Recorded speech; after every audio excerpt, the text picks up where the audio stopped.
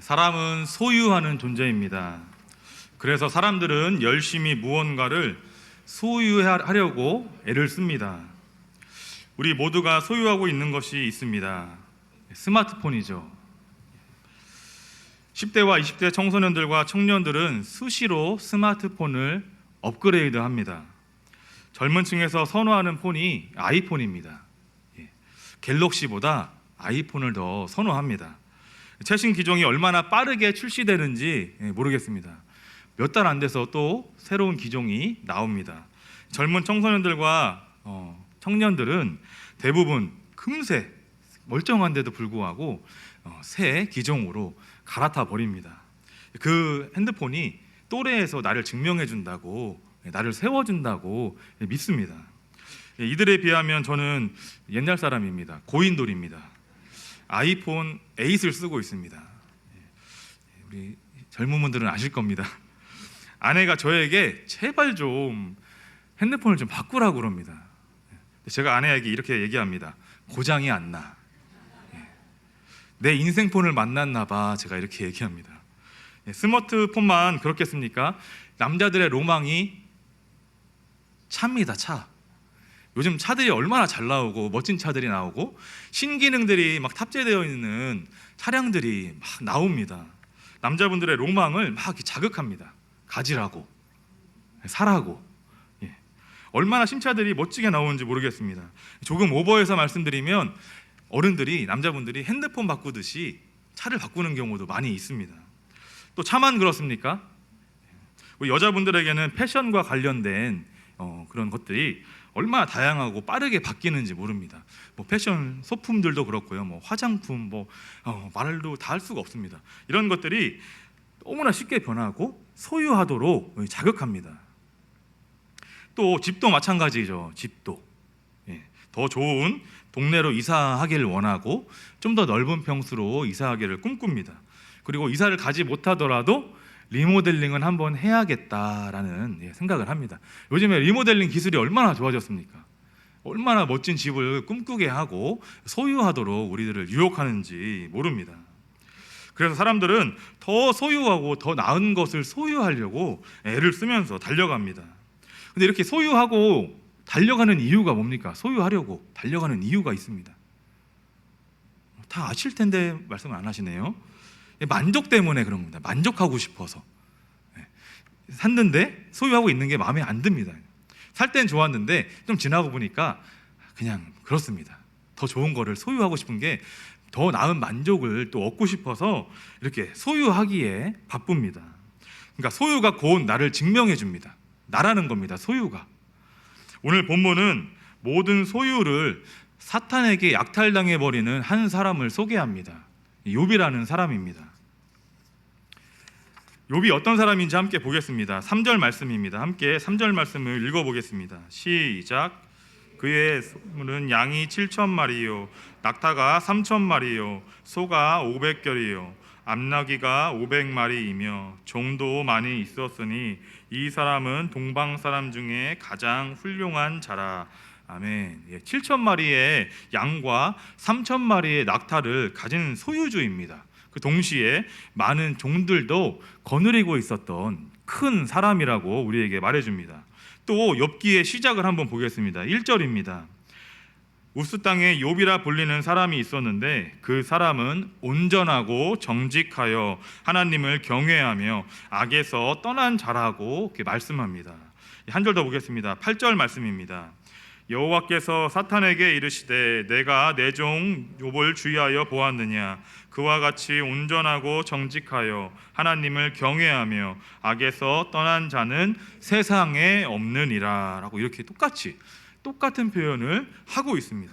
하나님께서 사탄을 향하여서 욥을 이렇게 칭찬하고 계십니다.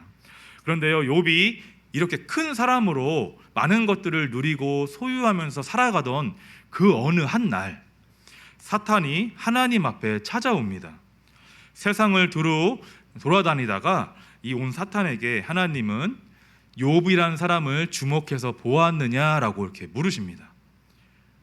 하나님께서 욥을 칭찬하십니다. 그 욥을 사단에게 네가 돌아다니면서 욥을 보았느냐라고 물어보시는 겁니다.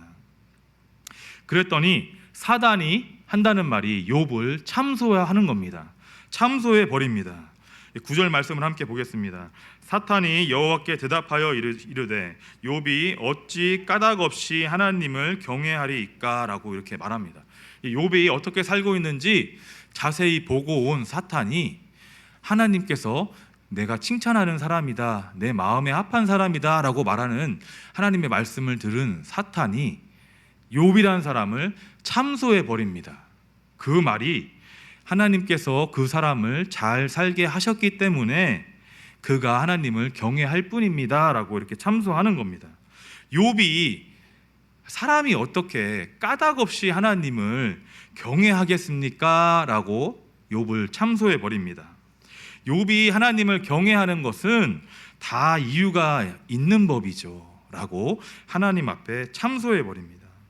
욥을 향한 사단이 하는 참소가 무엇인지 보겠습니다. 10절과 11절 말씀입니다. 제가 봉독하겠습니다. 주께서 그와 그의 집과 그의 모든 소유물을 울타리로 두르심 때문이 아니니까 주께서 그의 손으로 하는 바를 복되게 하사 그의 소유물이 땅에 넘치게 하셨음이니이다. 이제 주의 손을 펴서 그의 모든 소유물을 치소서. 그리하시면 틀림없이 주를 향하여 욕하지 않겠나이까 라고 말합니다. 욥에게 주셨던 소유물들을 쳐보시길 바랍니다 라고 이렇게 참소하는 겁니다. 그러면 욥이 아무리 하나님을 잘 경외해도 당신을 향하여 욕할 겁니다 라고 이렇게 말하는 겁니다. 사탄이 이 저희들의 마음 약점을 정확하게 알고 있습니다. 저희들의 약점을 정확하게 알고 참소해 버립니다. 사람의 소유물을 친다는 것은 그 사람의 만족함을 제거해 버린다는 뜻입니다. 이 전략이 아주 뛰어납니다. 상실감을 사람들에게 주겠다는 겁니다. 사단이 하나님의 허락을 인해 받아냅니다. 단 몸에는 손을 대지 말라는 조건 하에. 또 하루라고 하는 어느 한날 이 사단이 참소한 것을 시작합니다. 사단이 욥의 소유물들을 치기 시작한다는 겁니다. 평온했던 욥의 가정이 와르르 무너져 내립니다. 불행이 천천히 하나씩 왔다가 해결되고 또 오면 얼마나 좋겠습니까? 그런데 이 불행이 연속적으로 빠르게 찾아듭니다. 이 스바 사람들이 들이닥쳐서 종의 들이닥친 스바 사람이 하는 말이 끝나기도 전에 하늘에서 또 불이 떨어집니다. 불행들을 수습해 하기도 전에 갈대아 사람들이 쳐들어와서 밭에 소와 나귀와 낙타와 양과 종들을 순식간에 다 멸해버립니다. 이 말이 끝나기도 전에, 이 일들이 끝나기도 전에 한 종이 급히 달려와서 욥에게 가장 두렵고 끔찍한 말을 전합니다. 주인의 자녀들이 마다들의 집에서 음식을 먹고 포도주를 마시고 있을 때 큰 바람으로 인해 집이 무너짐으로 그들이 다 죽게 되었습니다 라고 하는 겁니다. 여러분, 말도 안 되는 불행들이 연달아 찾아옵니다. 욥의 소유가 순식간에 다 날아가 버렸습니다. 감당할 수 없는 끔찍한 고난이 욥의 삶 가운데 찾아와 있습니다. 모든 소유를 상실해 버렸습니다. 저희가 소유하는 이유가 만족을 위해서인데 그 소유가 다 사라져 버린 겁니다. 만족이 완전히 사라져 버린 것입니다. 살 소망이 사라졌다는 겁니다. 사랑하는 성도 여러분, 고난이 나를 비켜가기를 원하잖아요. 나에게서는 비켜가기를 원하잖아요. 근데 고난은 반드시 찾아오잖아요. 내가 원하지 않을 때, 내가 지금은 안 왔으면 좋겠다 할 때 고난이 기가 막히게 임합니다. 사랑하는 성도 여러분, 욥을 보면서 우리가 느끼는 두려움이 무엇입니까? 하나님의 인정을 받는 사람이 왜 고난을 받고 있는가 아닙니까? 온전하고 정직하여 하나님을 경외하던 악에서 떠난 사람이 고난받는다는 것이 이해가 되지 않는 문제라고 저희들이 느낍니다. 사랑하는 성도 여러분, 이러한 욕과 같은 상황 속에서 누가 하나님을 경외할 수 있겠습니까? 여러분, 하나님을 경외할 수 있으시겠습니까? 사단이 우리들의 급소를 찔러버렸습니다. 하나님을 경외할 수 있으시겠습니까? 생각하면 할수록 하나님이 나쁜 분으로 보입니다. 어쩌면 그렇게 나에게 이렇게 하실 수 있을까 하는 배신감으로 나의 마음이 가득합니다. 사탄의 말마따나 하나님을 경외할 까닭이 이제 없어져 버린 것 같습니다. 여러분, 욥이 받고 있는 고난이 저와 여러분들의 것이라면 이 자리에 앉아 있을 분이 몇이나 되겠습니까? 소유를 다 잃고도, 만족을 다 잃어버리고도 주일날 이 본당의 자리에 나와 앉아서 하나님을 경외할 수 있는 까닭을 가진 사람이 몇이나 되겠냐는 말입니다. 제정신이면 다행이겠죠. 쓰러져 있지 않으면 다행인 겁니다. 나를 증명해주는 소유가 다 사라졌습니다. 내가 하나님 앞에 예배할 이유가 없어졌다고요. 여기에 앉아서 하나님을 경외할 수 있는 사람이 정말 몇이나 되겠습니까? 여러분, 정말 온전하고 정직하며 하나님을 경외하십니까? 악에서 떠났다고 믿고 계십니까? 이 교만입니다. 여러분, 하나님이 사탄이 두려우셔서 사탄이 욥을 치도록 마지못해서 허락해 주셨다고 생각하십니까? 하나님이 사단의 참소를 들으시고 진짜 그런가 싶어서 욥을 고난으로 내모셨다고 생각하십니까? 믿음이 없는 겁니다. 오늘 본문 8절을 다시 한번 읽어보겠습니다. 시작.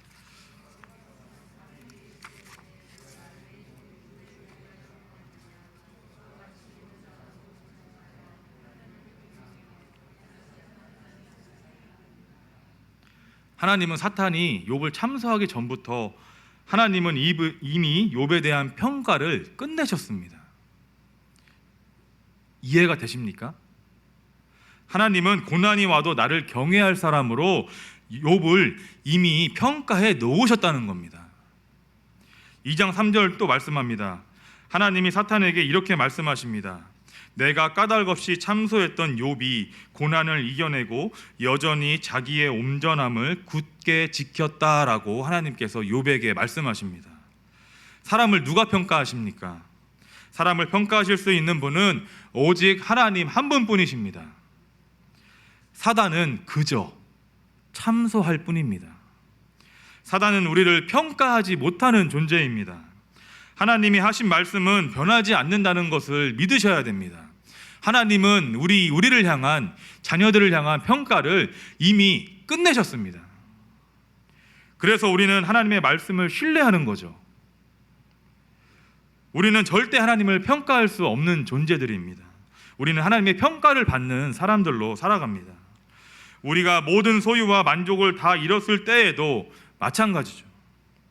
내 속에서 원망이 불일 때 올라온다 해도 하나님을 평가할 수 없기는 마찬가지라고요.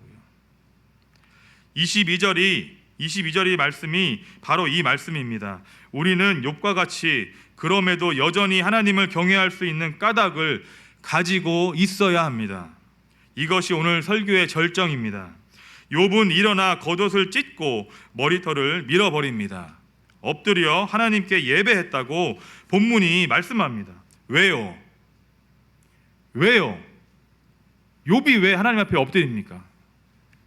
욥이 원망을 몰라서 그랬겠습니까? 고난이 휩쓸고 간 그날 욥이 여전히 하나님을 경외하고 있는 까닭이 무엇입니까? 그가 나를 지으셨기 때문입니다. 하나님이 여러분과 저를 지으셨기 때문입니다. 이것이 욥이 주를 경외하는 까닭이고 여러분들과 제가 주를 경외하는 까닭인 줄로 믿습니다. 이 까닭만이 우리의 소유입니다. 우리의 만족인 것입니다. 욥의 고백을 보시기를 바랍니다. 내가 모태에서 알몸으로 나왔사온즉 또한 알몸이 그리로 돌아가올지라 주신 이도 여호와시오 거두신 이도 여호와시오니 여호와의 이름이 찬송을 받으실지니이다 하고. 아멘. 이 시대에 누가 욥과 같이 살겠습니까? 이 험난한 시대를, 혼란한 시대를 누가 욥과 같이 살겠습니까? 창조의 하나님을 경외하는 사람이 그렇게 삽니다. 이것이 답입니다. 답을 구체적으로 말씀드립니다. 2절은 하나님께서 욥에게 7명의 아들과 3명의 딸을 태어나게 하셨다라고 말씀합니다. 그리고 4절에서 이 7명의 아들들이 자기 생일날 각각 자기 집에서 생일 파티를 열고 생일 잔치를 열고 그의 누이 3명과 함께 먹고 마시었다고 말씀합니다. 중요한 것은 5절입니다. 차례대로 진행되어지는 7 아들들의 생일 파티가 끝나면 욥이 기다렸다가 자기 자녀들의 성결한 삶을 위해 번제를 하나님께 올려드렸다라고 기록합니다. 항상 그랬다라고 기록합니다. 왜 번제를 드렸다고요? 생일잔치를 마친 자녀들의 성결한 삶을 위해서 항상 번제를 드렸다고 말씀합니다. 여러분, 생일이 무엇입니까? 생일. 우리 아까 예물 드리신 분 중에 생일 감사하신 분이 계십니다. 여러분들 생일이 무엇입니까? 생일. 다 생일 있으시잖아요. 출생이잖아요. 출생. 내가 태어난 날. 생일 파티가 뭡니까? 생일 잔치가 무엇입니까? 생일 잔치를 한 번도 안 하신 것처럼 이렇게 촛불 케이크 사가지고 촛불 꽂아놓고 축하해주고 이렇게 하잖아요. 그게 생일 파티입니다. 예, 그거 다 하시잖아요. 근데 어쩌라고 이런 표정으로? 예, 그거 왜 하십니까? 축하해주려고. 너의 태어남을 축하해주고 사랑한다 이런 표현이잖아요. 예, 이 파티가 이 출생의 날이 끝나기를 욥이 바랬습니다. 기다렸습니다. 범죄할까봐. 우리 각 사람의 출생일이 생일입니다. 생일날에 자녀들이 하나님을 잊고 범죄할까봐 욥이 아들들의 생일 파티가 끝나기를 기다렸다가 하나님께 번제를 올려드렸습니다. 항상 번제가 무엇입니까? 제물을 온전하게 태워 올려드리는 제사입니다. 감사가 들어있고 온전한 헌신이 담겨있는 것이 번제입니다. 자녀들을 주신 분이 내 하나님이라는 것을 감사하는 제사입니다. 그리고 또한 내 자녀들과 함께 나를 올려드리는 온전함의 제사가 번제입니다. 욥의 행위가 항상 이러했다고 말씀하시지 않습니까? 욥의 한 해 한 해가 항상 이러했다고요. 한 해 한 해가. 사랑하는 여러분, 여러분들은 자녀들의 생일날, 여러분들의 생일날 촛불을 끄시고 하나님 앞에 예배하십니까? 무슨 소리야? 이런 표정으로 이렇게 말씀 보시는 것 같은데, 예, 욥은 예배했다고요. 이게 오늘 본문에서 가장 중요한 겁니다. 욥은 자녀들을 주신 하나님께 온전했습니다. 욥은 자녀들을 주신 하나님께 정직했습니다. 하나님을 경외하는 사람이었습니다. 악에서 떠난 사람이 욥이었다는 것을 자녀들의 생일을 대하는 욥의 예배에서 찾아볼 수가 있다는 겁니다. 사단을 우습게 만들어버리는 것이 욥의 고백입니다. 사단의 말과 같이 욥은 까닭이 있어서 하나님을 경외했습니다.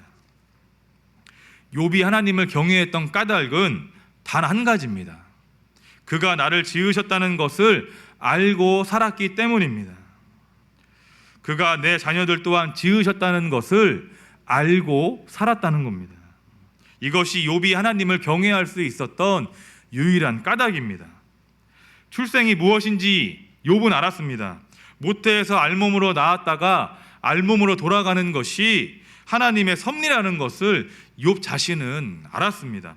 그래서 자녀들의 생일을 그렇게 기다리고 자녀들이 범죄하지 않도록 성결하게 하나님 앞에서 살도록 번제를 올려드렸다는 겁니다. 창세기 5장 2절 말씀입니다. 하나님이 남자와 여자를 창조하셨고 그들이 창조되던 날에 하나님이 그들에게 복을 주셨다.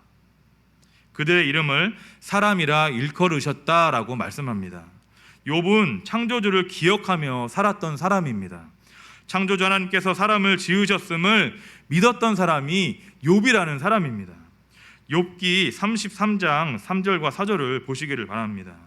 환난 가운데 있는 욥의 고백입니다. 내 마음의 정직함이 곧 내 내 말이며 내 입술이 아는 바가 진실을 말합니다.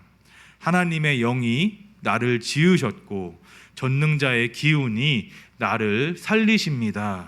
아멘. 하나님께서 사람을 창조하신 후에 복을 주셨다는 것을 이 욥이 믿었습니다. 자녀들의 출생을 바라보는 욥의 예배를 보십시오. 번제는 하나님께 모든 것을 올려드리는 감사와 헌신의 제사입니다. 우리는 나의 출생이 하나님으로부터임을 믿습니다. 이것이 내가 하나님을 경외하는 유일한 까닭입니다라는 고백을 우리가 올려드리기를 소망합니다.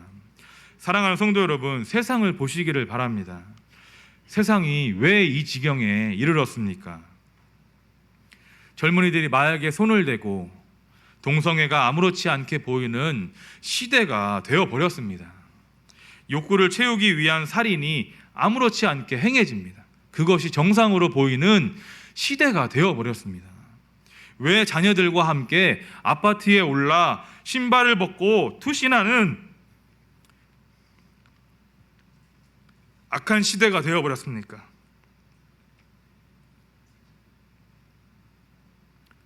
사랑하는 성도 여러분, 무감각하면 안 됩니다. 욥과 같은 이가 적기 때문입니다. 하나님을 창조주로 믿는 사람들이 적다는 겁니다. 나의 출생이 하나님으로부터임을 아는 사람이 이 땅에 적다는 겁니다. 욥과 같이 사는 복된 삶이 되시기를 주님의 이름으로 축원합니다. 창조주를 잃어버리면 죽음게 됩니다. 제가 함께 아파트의 옥상에 올라 부모와 함께 신발을 벗고 투신한 이 가정의 뉴스를 봤을 때 미쳐버리겠더라고요. 신발은 하나님 앞에서 벗는 겁니다. 세상을 향해서 신발을 벗는 것이 아니라 신발은 하나님 앞에서 벗는 겁니다. 창조주이신 하나님 앞에서. 내 출생의 주인이신 하나님을 잃어버리면 죽은 겁니다. 소유는 잃어버려도 내 출생의 주인이신 하나님을 잃어버리면 안 됩니다. 소유가 나를 증명해 주는 것 같지만 아닙니다. 소유를 잃고 만족이 상실됐을 때 그 상실감이 나를 좌지우지하는 것 같지만 결코 아닙니다. 창조주 하나님이 이 시간 우리 한 사람 한 사람을 증명해 주고 계십니다. 창조주 하나님을 잊으면 구원의 하나님도 만날 수가 없는 법입니다. 사람은 태어나서 3번의 생일을 경험합니다. 이 땅에 태어난 날이 첫 번째 생일입니다. 두 번째 생일은 여러분과 제가 하나님 앞에 세례받았던 날입니다. 제가 돌이켜 하나님의 자녀로 살겠습니다 고백했던 날이, 그 세례받았던 날이 두 번째 생일날입니다. 그럼 세 번째 생일은 언제겠습니까? 욥의 고백과 같이 알몸으로 모태에서 나왔다가 다시 돌아갈 그때, 그날, 이 땅에서 숨이 멎는, 여러분들과 제 숨이 멎는 그날이 세 번째 생일날입니다. 하나님께서 영광스럽게 부르시는 그날, 천국에 들어가는 그날이 세 번째 생일입니다. 욥과 같이 생일을 하나님 앞에 올려드리시기를 소망합니다. 그래서 욥 생일을 바라보는 욥의 매년 한 해 한 해가 소망인 겁니다. 모든 소유를 잃었던 욥이 얻게 된 것이 있잖아요. 그것이 무엇입니까? 우리 욥기 끝에 보시면 욥이 모든 소유를 잃었던 욥이 다시 얻게 되는 게 있습니다. 이전보다 더한 갑절의 은혜입니다. 양 14,000마리와 낙타 6,000마리, 소 1,000결이와 암낙이 1,000을 두었다는 것, 2배의 갑절의 은혜를, 소유를 얻게 되었다는 것, 만족을 누리게 되었다는 것, 다시 잃었던 7 아들과 3 딸을 하나님이 주셨다는 것, 갑절의 은혜, 이 갑절의 소유를 얻고 말년을 기가 막히게 풍성하게 살았던 이 욥의 노후에 지금도 끌리고 있다면 여러분들은 아직도 하나님을 듣고 있는 겁니다. 욥의 마지막 입술의 고백이 무엇입니까? 내가 듣기만 했었던 하나님을 이제 봅니다입니다. 사랑하는 성도 여러분, 욥기가 무엇입니까? 내가 경외하던 하나님, 나를 창조하셨던 하나님, 창조의 하나님을 내가 듣던 와중에 고난을 통해 은혜를 고백하고 당신을 보게 되었습니다라는 겁니다. 욥이 잘 참았다는 것이 아닙니다. 나를 지으신 창조주 하나님을 더 깊게 보게 되었다는 고백이 이 바로 욥기입니다. 욥과 같이 사시기를 축원합니다. 사단이 아무리 나를 참소해도 끄떡없이 하나님을 경외하시기를 바랍니다. 감당하기 어려운 고난이 나를 휩쓸고 간다 해도 그날 하나님 앞에 엎드리십시오. 끄떡없이 하나님을 경외하시기를 바랍니다. 나를 창조하신 하나님께서 나를 자녀 삼아 주셨습니다. 나에 대한 평가를 이미 끝내셨다고요. 구원의 하나님이 되어 주셨다는 겁니다. 주를 경외하시기를 바랍니다. 모태에서 알몸으로 나오게 하신 분이 내가 경외하는 창조주 하나님이십니다. 그리고 내가 알몸으로 나왔다가 다시 돌아가는 알몸으로 돌아가는 것도 그것을 아시는 분이 창조주 하나님이시며 내가 경외하는 하나님이십니다. 그리고 내가 세 번째 생일을 맞이하는 그날 나를 부르시고 맞이하시는 분이 창조의 하나님, 곧 구원의 하나님이시라는 것입니다. 우리 모두 창조주 하나님을 경외하는, 온전함으로 경외하는 모든 한 주간 삶이 되시기를 축원합니다. 자, 기도하겠습니다.